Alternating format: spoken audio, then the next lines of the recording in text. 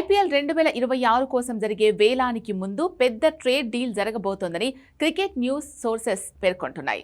Cricket news aggregator జోనర్ ఒక పెద్ద ప్లేయర్ ట్రేడ్ స్వాప్ జరగబోతోందని ట్విట్టర్లో పోస్ట్ చేశాడు. గతంలో హార్దిక్ పాండ్యా గుజరాత్ టైటాన్స్ నుంచి ముంబై ఇండియన్స్ కి ట్రేడ్ అయిన ఘటనను అందరూ గుర్తు చేస్తున్న నేపథ్యంలో మరోసారి ఇలాంటి పెద్ద ట్రేడ్ జరిగే అవకాశాలు ఉన్నాయని తెలుస్తోంది. ఇంకా కొన్ని మీడియా రిపోర్ట్స్ ప్రకారం స్టార్ ఆటగాళ్లు రోహిత్ శర్మ, సంజు శాంసన్ ఉన్న జట్లను వదిలి కొత్త టీంలను చేరే అవకాశం ఉందని వార్తలు వస్తున్నాయి. అయితే ఇవన్నీ ఇప్పటి వరకు రూమర్స్ మాత్రమే. భవిష్యత్తులో ఏం జరుగుతుందో అని ఫ్యాన్స్ ఆసక్తిగా ఎదురు చూస్తున్నారు. రెవ్ స్పోర్ట్స్ జర్నలిస్ట్ రోహిత్ జుగ్లాన్ ఇచ్చిన సమాచారం ప్రకారం సంజు శాంసన్ ఢిల్లీ క్యాపిటల్స్ కి ఐపీఎల్ 2026లో కెప్టెన్ గా చేరే విషయంపై చర్చలు జరుగుతున్నాయి.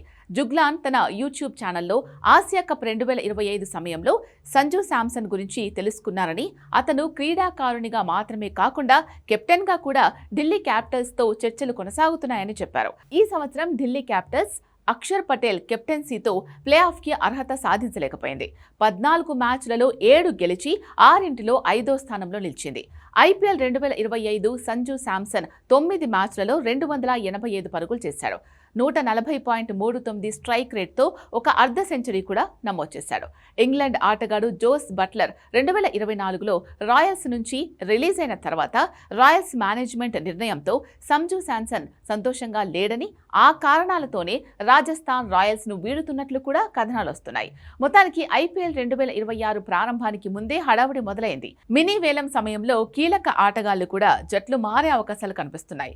Chennai super Kings, Rajasthan Royals, Kolkata night riders నుంచి ట్రేడ్ జరిగే అవకాశాలున్నాయి. సంజు శాంసన్తో పాటు ఇషాన్ కిషన్ కోసం కూడా ఫ్రాంచైజీలు పోటీ పడుతున్నాయి.